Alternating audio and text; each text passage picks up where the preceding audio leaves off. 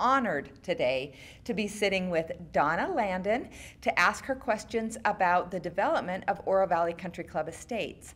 Donna was the second wife of Lou Landon, and Lou was the original owner of the property here at Oro Valley Country Club Estates, and he, with the help of others, was the designer and the mastermind behind what became Oro Valley Country Club Estates. Hi, Donna. Hi. It's good to be here. Yeah, I'm so excited. This has been a long time coming. But I just want to ask you a few things about Lou. So my very first question is, how did you meet Lou? I met Lou here at the country club. I was working here, and of course, being part of the staff here, you did for everyone around, and he helped with anything, and that was anytime anyone had a problem and they came to part of the staff for an answer, the staff went to him and you got the right answer and got it back to the person that needed the information. He was very gregarious, he enjoyed people, he was good to the staff. I think that's it. Yeah, I think that's it. Okay. When did the two of you get married? We got married in 1975. Wonderful. So can you share a little bit about yourself prior to meeting him? You can go just into what you did here at the country club or where you came from originally. I was born in Las Vegas, New Mexico. We had a farm and ranch there. It was a wonderful upbringing because Mom was not the type of person that worried a lot about what the kids did, and we had canyons and we had horses and we had cows and everything, and we just kind of ran loose. She had some rules, but not very many. And if we finished our line of stuff in the house that we were supposed to do and had the chickens fed and the bunny rabbits taken care of and everything, why, we could go do whatever we wanted to. That's awesome. So what has he shared with you about his life prior to meeting you? Lou was born back east, and I'm sorry I can't think of the name of the town that he was born in. But anyway, his family was divided, and his mother and the two boys, he had a brother, an older brother, and they moved to Socorro, New Mexico. She worked for Santa Fe Railroad, and she was the person who, at the time, there weren't a lot of telephones and stuff like that, and there weren't telephones on railroads either. So you wrote a note, you had a big hoop that you pinned the note to, and when the train came by, the engineer reached out, grabbed the note, and they continued on their way. And then they lived in Socorro area for quite some time, and then when Lou got sophomore in high school, I believe, his mother decided that these schools in Socorro weren't sufficient for her intelligent child, and she moved back to Michigan. She moved to Michigan, Ann Arbor, Michigan, so that he would be able to go to college. And the first thing he did was go get a job. And that's the way he was. He worked all his life on one thing or another. So what kinds of things were each of you involved in outside of the country club that you did as entertainment together? We both liked to travel. We bought a motorhome, and Lou's daughter lives back east on Hilton Head Island, South Carolina, or she did at the time. And so our first long trip was back there, and then when we got back home, why we started in right away figuring out where the next place was going to go. So we traveled an awful lot. He and Lael, his wife before me, that passed away before me, they did a lot of cruising and stuff like that. And so I wanted to show him a picture of of the West that he had never seen. And he got to see it all. Wow. What did Lou share with you about the early process of the beginnings of Oro Valley Country Club Estates? Lou belonged to a group of men. There were 10 of them. No, excuse me. There were 12 of them. There were 3 foursomes. And when he lived in Chicago, he met these guys, and he belonged to a country club there, and these guys got together one time and decided that they wanted to go to the West Coast and play the big country clubs back on the coast. And so every year they went back there and did that. And one of their stops was here. I don't know whether one of the other guys' family lived here, part of their family or what, but anyway, Tucson, Arizona was a stop that they made, and they'd stay for like a week and they'd play golf. And there was just, when they first started, there was only one golf course here. And anyway, he had always loved golf, and he made the decision the third time that they stopped in Tucson that Tucson, Arizona needed another golf course. And so this was in the back of his mind for a while, and he thought about it, I think he said for 4 years, that this was just gnawing at him, that he needed to come and maybe build a golf course here, although he figured that he'd find somebody that knew more about it than him to do it. So when he got back to Chicago the one time, he talked to Johnny Gibson, who is a pro, and Johnny thought that was a really good idea. So when Lou made the commitment to purchase land and go ahead and do it, Johnny was right on the spot. He was right here with Lou. And then Lou started looking for more pieces or looking for land. And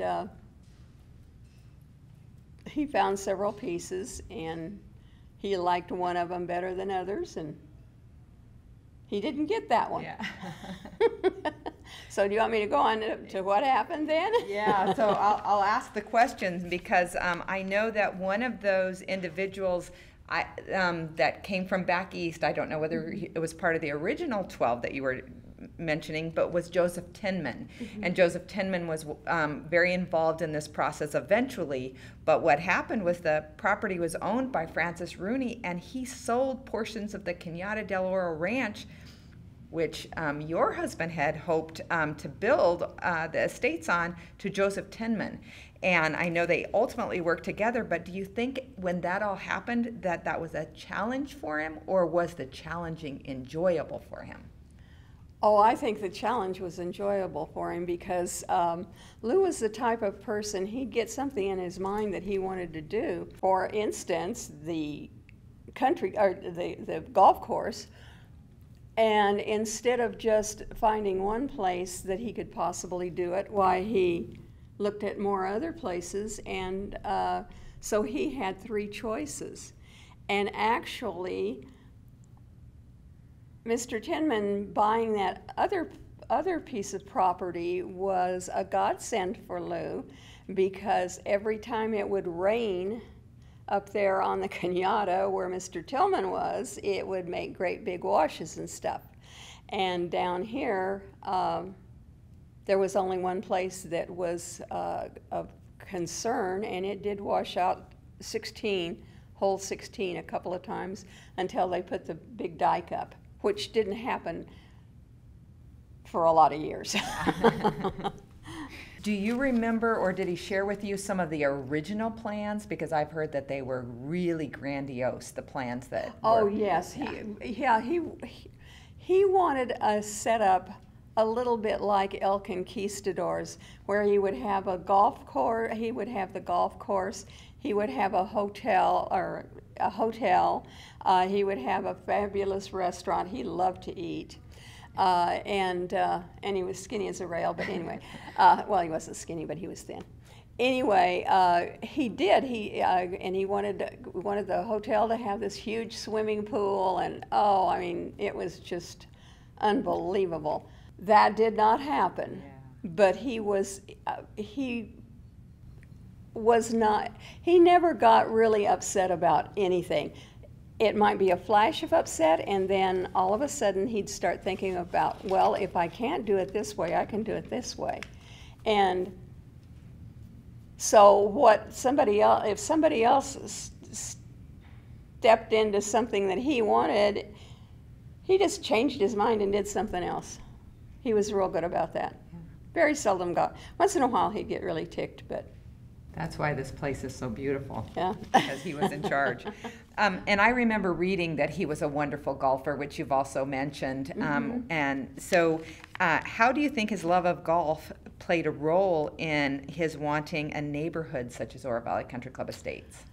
Because when he lived on Hilton Head Island, he belonged to a country club that incorporated a village. They called it their little village. And it was so comfortable to be able to get up, have breakfast, and go to the club. You didn't have to drive any distance. You could go in your golf cart. And he really liked that idea. He thought that was fine. Because he had belonged to golf clubs where he had to drive drive a half an hour to get there, and he didn't think that was fun at all. Yeah. So I think that was what really was on his list of have-tos. Yeah. Yeah. Have-tos. Yeah. Nice. So I know that you also mentioned that that the luxury hotel and the lake and things never came to fruition, that was the other thing. There was a lake was also planned. Yeah. So how did he feel about what you talk about as positive? How did he feel when things were completed? Did he just feel great success, or what was the kinds of feelings that he had at the conclusion of the building? He was very, very proud of what happened and how everything looked. The gentleman who drew up the plans for the building, for the original building mm-hmm. that was down that way, did a beautiful job. Yeah. And it was built beautifully and had this nice fireplace in it. It was smaller. Mm-hmm. It was probably about half the size of this one, of the new building here, but he really did love it, and he enjoyed going up there. And they had a men's room where they they could play cards or whatever, and so after playing around the golf, they could go play cards, have a drink or two, or whatever they wanted to, whatever. Push their buttons, I guess. But anyway, he really did love the result. Yeah, he did, and he loved playing golf. And one day after we were married, I don't know, we'd been married for a month or two, I guess, and he had been gone 7 or 8 days playing golf every day. And I guess that somebody said something to him, well, you're newlywed and here you are running off and playing golf. And he came home and apologized to me for playing golf for 8 days in a row. So, and I told him, I said, it's fine. I had said that I was born and raised on a ranch, and I spent a lot of time by myself there because Dad worked, Mom worked. Sis could get the car. And did you golf with him ever? Yes, I did. Yeah. I never golfed a lot. I was not good at it, but I tried, and that was the main thing. And we were together, and that was another great thing. Yeah. We were spending time outdoors together. Another thing that I'm sure he was proud of is that Oro Valley Country Club Estates was one of the original country club estates that built the way that we now think of as common, where all the houses surround the golf course. Mm-hmm. So this was one of those original locations. Again, more things that I'm sure pleased him. One of the things, when you said that, one of the things about setting up the golf course and then going ahead and putting houses around it, or condominiums, or anything like that, is that he knew that if people kept telling him that that golf course isn't going to go over, you're clear out in the boonies. I think all of you know where Oracle and Ina is. Huh. Where the big grocery store is, was a little place, and that was the last place in Tucson, Arizona, and then the rest of it was just highway. Yeah. And they didn't think that it would go over. And somebody put that in his head, and he thought, yeah, if we put houses there, it'll go over. Yeah. Because who doesn't want to live on a golf course? Right, yeah. And so again, something I'm sure he was very, very proud of. What were some of the ways you were involved in and what were you doing in the early time of the neighborhood? Did you yet live here when he was in the development, or did you come along later? Yes, I did live here. My first husband and I moved here, and well, he had lived here for a long time. I had a brother who lived in Montana and had a big cattle ranch, and that was the attraction for my first husband and I, was because we loved horses and we loved being out like that, and that was great. So we would go to Montana every summer, and I would help my brother-in-law work the cattle, and my husband would rope professionally. So that was what we did for 6 years, and after the sixth year, I needed to call it quits. Yeah.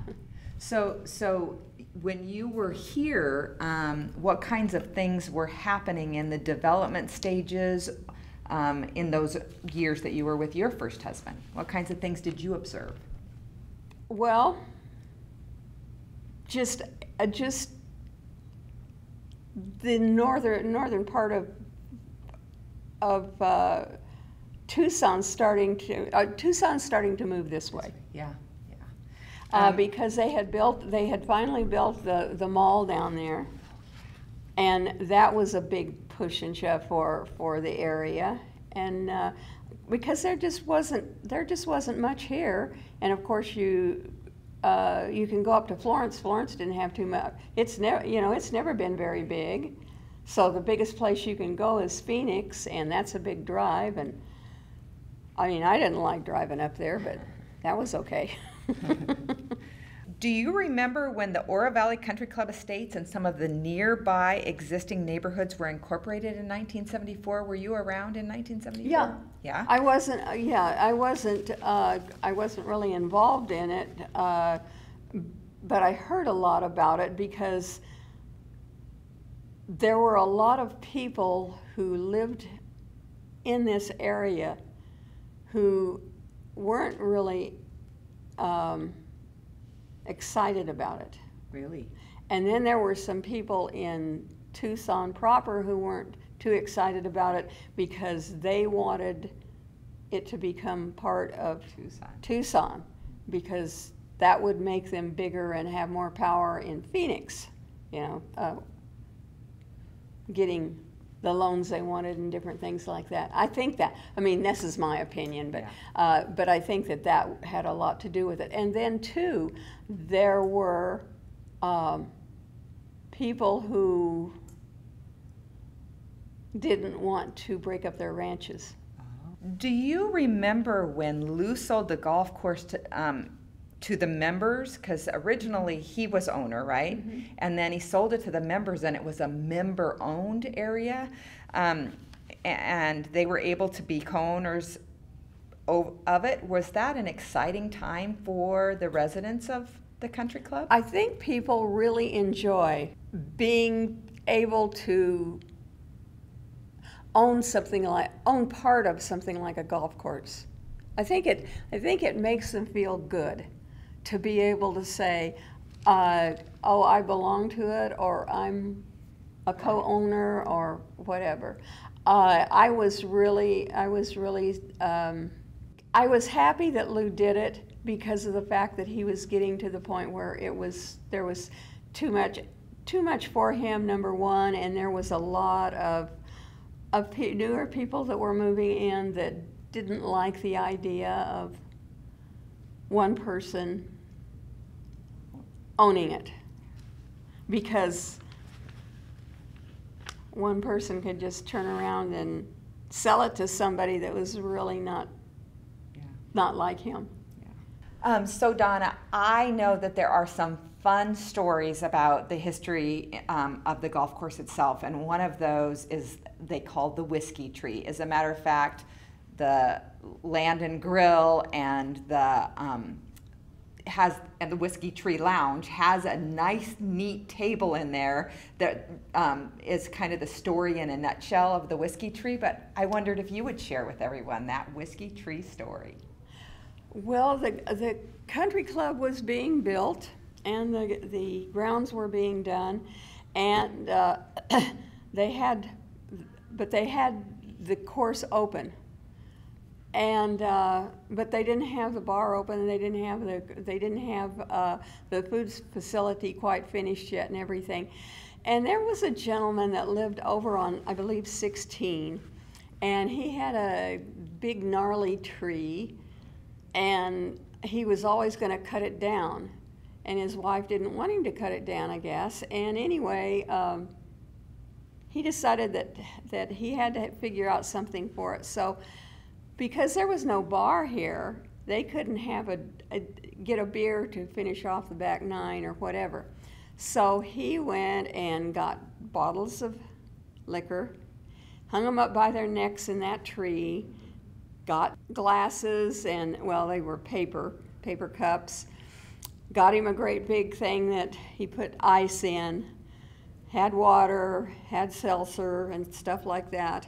And the guys would come through, and they'd stop there at 16 at the booze tree, and fix themselves a drink. He had a canister there. You put whatever you wanted to in it, or you didn't put anything monetarily in it, but they kept it pretty stuffed. And that lasted until they finally got the bar ready in the country club. But it was so fun for those guys, and of course, then by the time they got here, why, they were, really happy and didn't care what their scores were. But it was fun for everybody, I think. Yeah. And they put Coke and stuff like that for kids too, in case they had youngsters with them. So, so you did mention that you enjoyed traveling, and that you traveled a lot with Lou. Are there any additional places that you went and showed him that you want to kind of tell us about? He had gone to the Grand Canyon, but he hadn't gone to Yellowstone. He hadn't seen the giant redwoods in California. He hadn't seen the Rocky Mountains in Colorado, and that was something that was, I can see his face right now. I told him he couldn't look up. And we went through across the New Mexico border, and they have this big area where you can park, and you're looking over the mountains, and the snow was still on them, and that the area where that is the canyon is really deep. The Rio Grande runs through it, and the canyon is really deep. And so I took him by the hand, and I said, "You can't peek, you can't peek." I took him up there, and I put his hands on the railing, and I said, "Okay, open your eyes." And I thought he was going to faint. He just went, it was just, because it is beautiful. Yeah. But we saw a lot of places. We went to every state in the West. That's awesome. It was really wonderful, and he enjoyed it. When he talked about he and Laylee going on cruises and stuff, I thought, oh, I'm not too sure I want to do that. I went on one or two cruises in the water, and you can't you're just in the water. Yeah. And I never learned to swim. I was born and raised in dry land, you know. So I thought, oh, this isn't going to be fun if we go on a vacation, but it turned into a lot of fun. We really enjoyed it. Well, I agree with you. I would rather not be on a ship and be exploring. I love that. We are so appreciative of your joining us and sharing some of your history and Lou's history and the history of Oro Valley Country Club Estates, which happens to be the town's history, and we're so grateful for that. But I'm sure I didn't touch on everything that might be important. Are there some things that you think that the residents of Oro Valley or extended relatives of individuals that have lived here for years and started Oro Valley Country Club Estates as early residents, their descendants might see this? Is there anything you think that I didn't touch on and ask you that would be neat for people to hear? We'd love to hear it. Right off, I can't think of anything right off. But one of the things that I would like to say to all of you who have moved here, welcome and enjoy Arizona to the nth degree. I know it's been kind of hot, and that's the way it goes, but I've met some of you. I've always enjoyed the people that belong to the golf course, and some of you are very good friends of mine. I want to thank you very much for coming and staying in our beautiful city of Oro Valley. Yes. Thank you. Thank you for joining us and listening to our history on Oro Valley, and we hope you'll join us for other oral histories.